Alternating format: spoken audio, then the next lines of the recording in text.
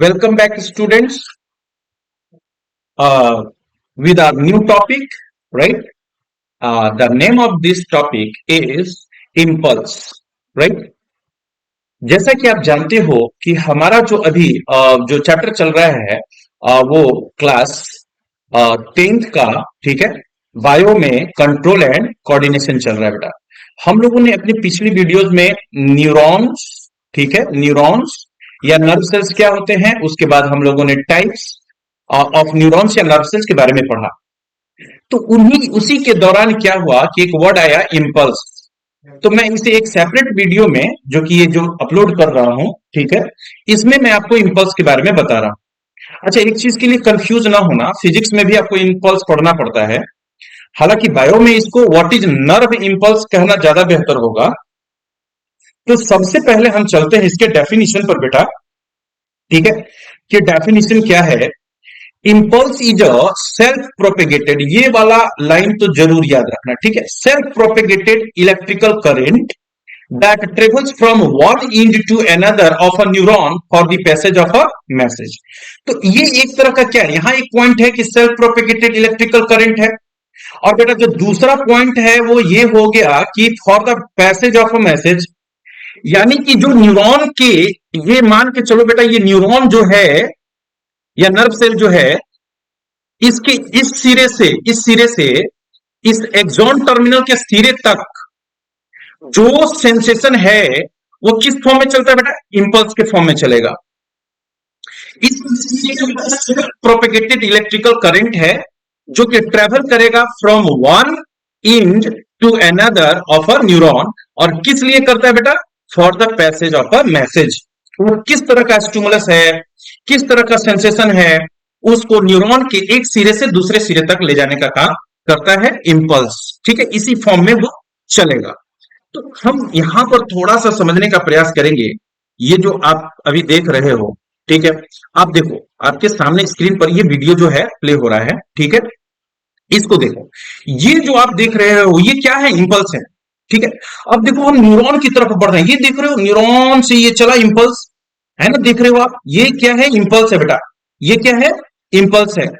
ये देखो एक सिरे से दूसरे सिरे तक गया, ठीक है, और इसी तरह से ये फिर एक न्यूरॉन से दूसरे न्यूरॉन में क्या करेगा, ट्रेवल करेगा। ये देखो अब फिर यहां से चला और ये दूसरे न्यूरॉन के पास, इस तरह से। इसके बारे में मैं पहले भी बता चुका हूं कि ये साइनेप्स है ना, साइनेप्स के बारे में मैं बता चुका हूं, उसकी भी वीडियोस आप लोग जरूर देख लें, ठीक है। तो वो एक न्यूरॉन से जो है, जो इंपल्स, वो देखो देखो दूसरे न्यूरॉन में ट्रेवल किया ना, ट्रेवल किया, तो यही चीजें हम लोगों को इसमें समझना होता है, ठीक है। तो ये इंपल्स ट्रेवल कर रहा था इस तरह से, तो इस वजह से मैंने कहा कि ये जो है वो सेल्फ प्रोपेगेटेड है ना, सेल्फ प्रोपेगेटेड इलेक्ट्रिकल करंट है बेटा। और ये क्या करता है, ट्रेवल करता है न्यूरॉन के एक सिरे से दूसरे सिरे तक, किस लिए, मैसेज को ले जाने के लिए, ठीक है, पैसेज ऑफ मैसेज के लिए, ठीक है। अब हम लोग देखेंगे कि सर इसका जो पैथवे है ना, इस इंपल्स का, वो कैसा है। आपको मैं पहले भी बताया हूं बेटा, देखो the pathway of impulse, right, ये आपके एग्जाम में आ सकते हैं, नो डाउट, आए या ना आए उससे मतलब नहीं है, आपके टॉपिक में है बेटा, आपको जरूर पढ़ना चाहिए, ठीक है। आप अगर कोई एग्जामिनेशंस में बैठेंगे, अगर उसमें बायो का पेपर है तो शायद यहां वहां क्वेश्चन आ सकता है। अच्छा, क्वेश्चन को सॉल्व करने के लिए ही मत सीखो, चीजें आपके आसपास है बेटा, इस वजह से उनको जानना बहुत जरूरी है ना। देखो यहां पर क्या हो रहा है, इसको देखो यहां पर, ये जो आपको एक्सॉन टर्मिनल दिखाई दे रहा है, ये भी तो किसी प्रीवियस क्या होगा, न्यूरॉन का पार्ट होगा बाबू, न्यूरॉन का पार्ट होगा, ठीक है। ये देख रहे हो यहाँ पे एक्सॉन ऑफ प्रीवियस न्यूरॉन लिखा हुआ है, ठीक है। यहां से मैसेज जो है इस तरह से ट्रेवल करके इसके डेंड्राइट पर आया बेटा, ठीक है, और फिर यहां से डेंड्राइट से सेल बॉडी या साइटोन में जाएगा, साइटोन से बेटा एक्सॉन से होते हुए देखो एक्सॉन टर्मिनल के पास जाएगा। तो ये किस फॉर्म में जाता है, ये इंपल्स के फॉर्म में जाएगा। और आपको यहां एक बहुत ही सुंदर चीज अभी कंप्लीट हो गई होगी कि इसका पैथवे क्या है सर, इसका पैथवे क्या है, ठीक है। इसका पैथवे देखो, आपको मैं एक और टेबल से समझाना पसंद करूंगा, आप लोगों को ध्यान देना बेटा, ठीक है। आ जाओ इस पिक्चर में, आ जाओ, देखो यहां पर क्या दिखाई दे रहा है, स्टिमुलस अच्छा, स्टिमुलस को कौन रिसीव करता है बेटा? रिसेप्टर। पहले भी बता चुका हूं मैं, पहले पिछली वीडियो में हम लोग बात कर चुके हैं। तो कोई स्टिमुलस है उसको रिसीव करने का काम कौन करता है? रिसेप्टर। रिसेप्टर से वो कहा जाता है बेटा? डेंड्राइट। डेंड्राइट से कहा जाता है बेटा? Cell body. सेल बॉडी से वो कहा जाएगा बेटा? एक्सॉन। एक्सॉन से कहा जाता है? Axonal terminal. तो यही पाथवे है।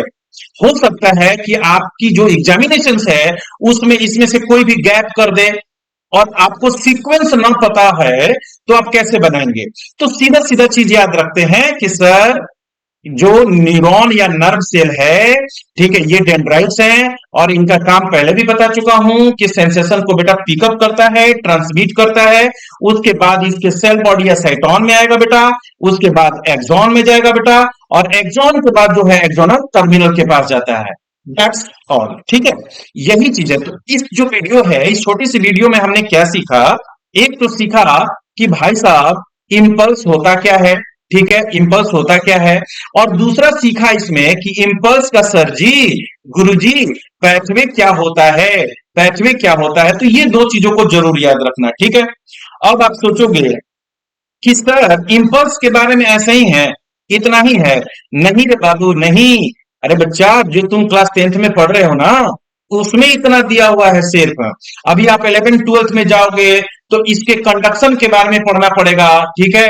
आपको दिखाना पड़ेगा कि एक्सॉन के अंदर कहाँ निगेटिव पॉइंट होता है, कहाँ पॉजिटिव टर्मिनल्स होते हैं, ठीक है, कहाँ पोटेशियम आयन होता है, कहाँ सोडियम आयन होता है बेटा, वो कैसे इन एंड आउट करते हैं। तो वो कंडक्शन वाली वीडियो में पढ़ेंगे हम लोग, ठीक है।